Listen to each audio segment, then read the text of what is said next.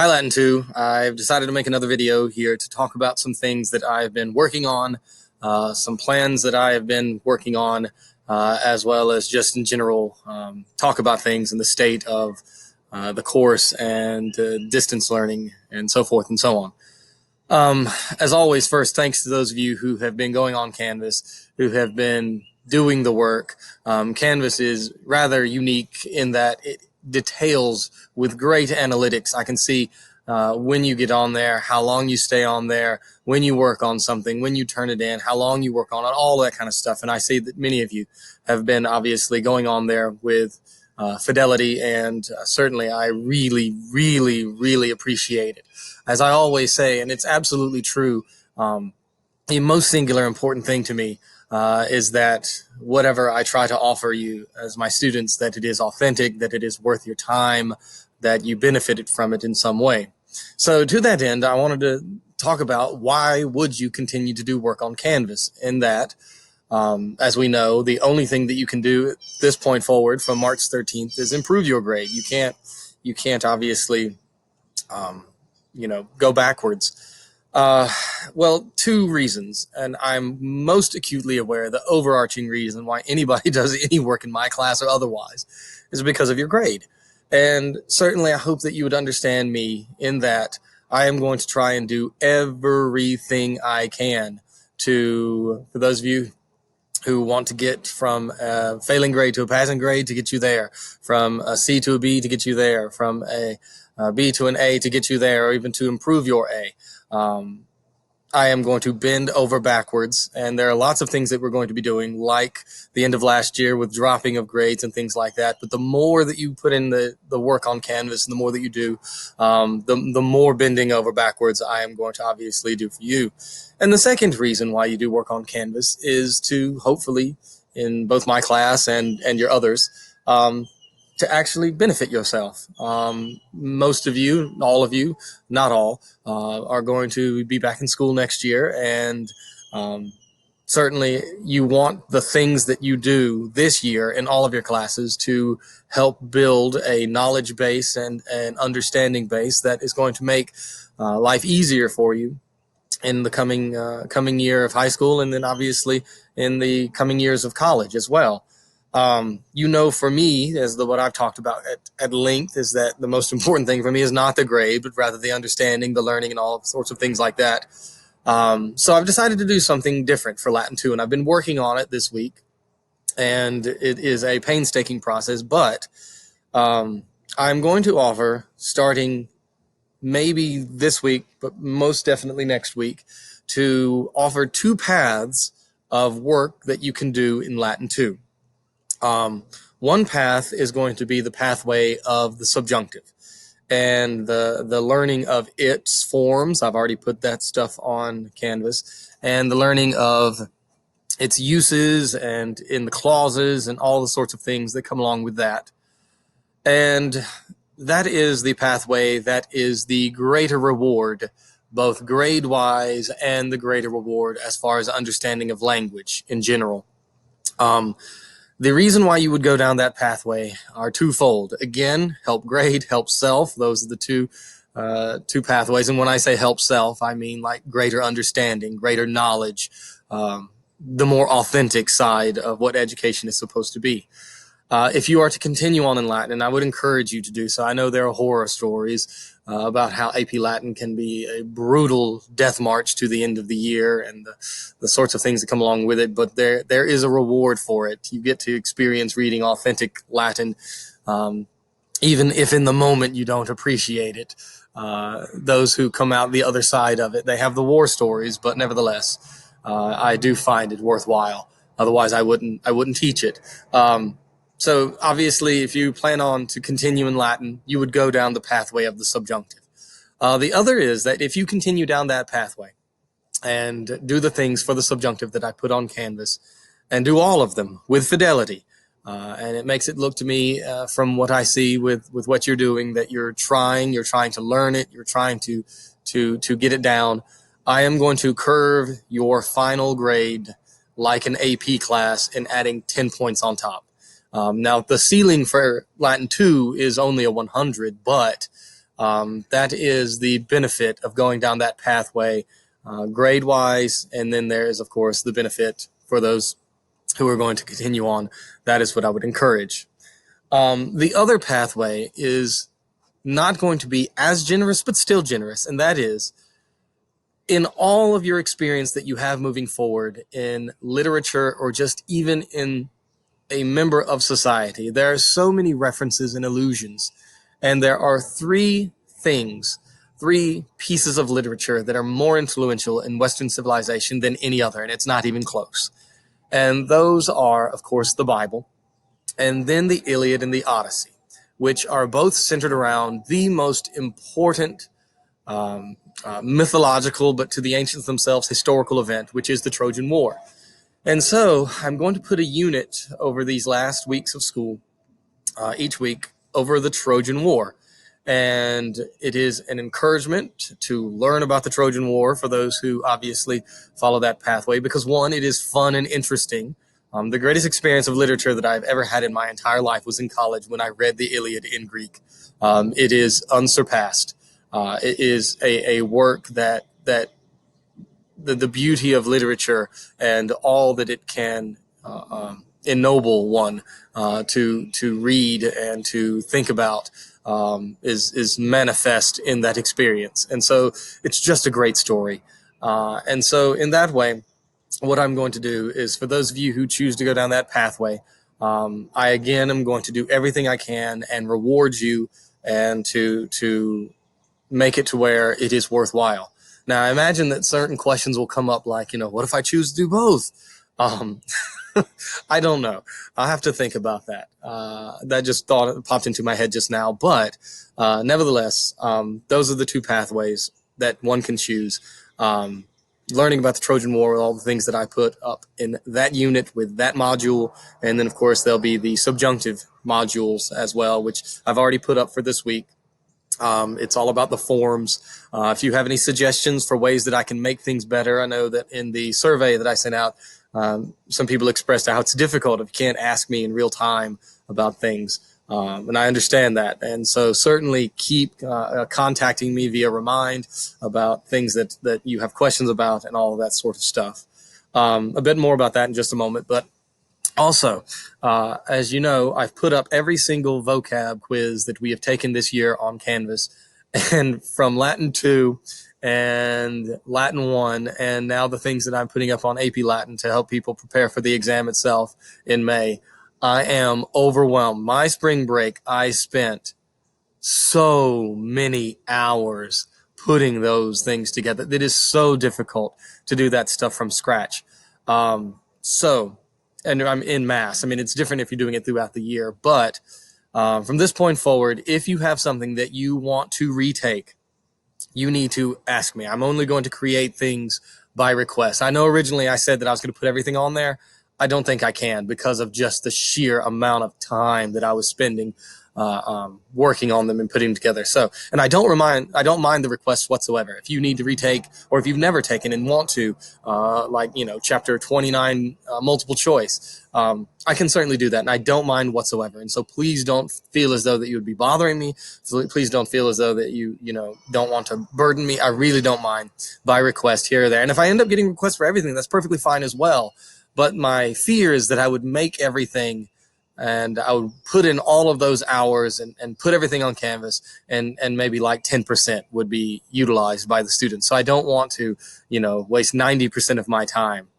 So certainly, if you have a request of something you want to retake, just let me know. I don't mind whatsoever. I'm more than happy to put that on there. I don't want you to stress out. I want you to know that I'm going to help you. I'm going to help your grade. But again, my most important thing is that I want something to be worthwhile, and that's why I would like to not waste your time. And thus, I give you these two pathways of one, learning about the Trojan War, and including the story of Aeneas and all the way through it. I suspect I'm about 40% of the way through preparing presentations and videos and things like that, and hopefully I will be able to finish up this week and provide that pathway that you can choose from. Please keep alerting me of all the mistakes that I've been making. and either on Canvas or the quizzes. Like, for example, 2-3 days ago, one of you indicated that a vocab answer, I think it was the fratilis in the chapter of the commissatio, I think in the key I had misspelled Yahtzee cup. And so it did not give credit to the person who put down correctly Yahtzee cup for fratillum.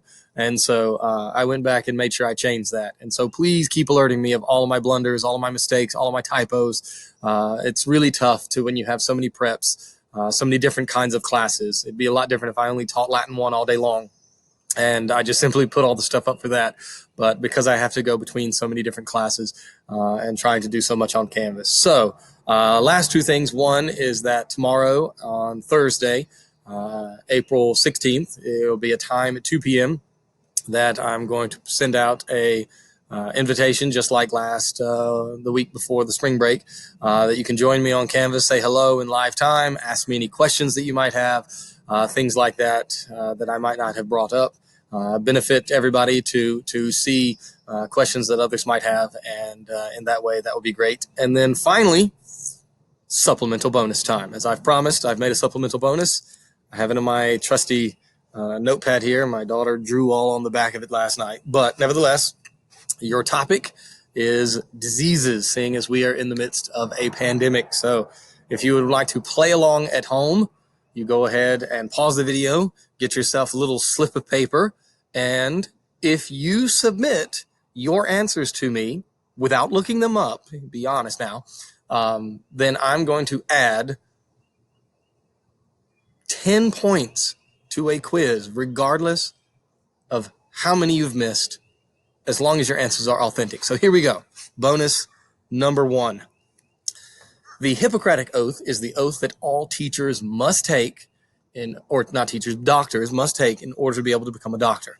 Fill in the blank of the first line of the Hippocratic Oath, named after the famous Greek doctor Hippocrates. First, do no blank. That's the first line. First, do no blank.